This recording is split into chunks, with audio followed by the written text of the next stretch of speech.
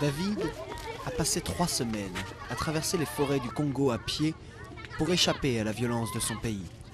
Depuis quelques mois, il vit dans le camp de Kakuma, au Kenya. Premier impératif, se construire une maison. Nous souffrons beaucoup en tout cas.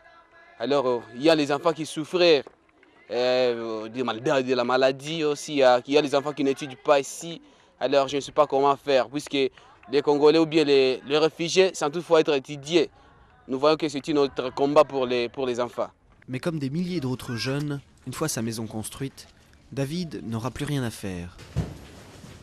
À Kakuma, plus de la moitié des 75 000 réfugiés ont moins de 17 ans. Lorsque les élèves de 14 écoles primaires terminent leur cursus, ils doivent se battre pour obtenir une place dans la seule école secondaire du camp. Nous sommes censés avoir 560 élèves, mais puisque nous sommes la seule école secondaire, nous avons 815 étudiants, et donc 255 de trop. Donc, il faut ouvrir une autre école. Ces étudiants entassés dans la classe ont de la chance. Des milliers se voient refuser l'entrée. Il existe aussi un centre de formation professionnelle, le Don Bosco, où on apprend la mécanique et le façonnage.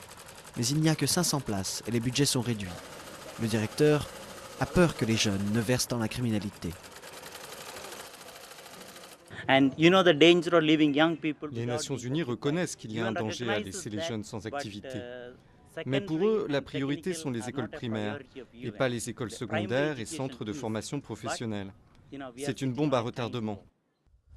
La population de Kakuma a augmenté de 30 000 personnes en 18 mois. La plupart sont de Somalie, d'où ils fuient la violence.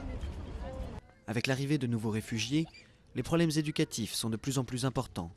Les Nations Unies, qui s'occupent des réfugiés, ont promis de réévaluer leurs programmes éducatifs pour y inclure l'école secondaire. Mais pour ceux qui ont passé l'âge, l'avenir est plus incertain.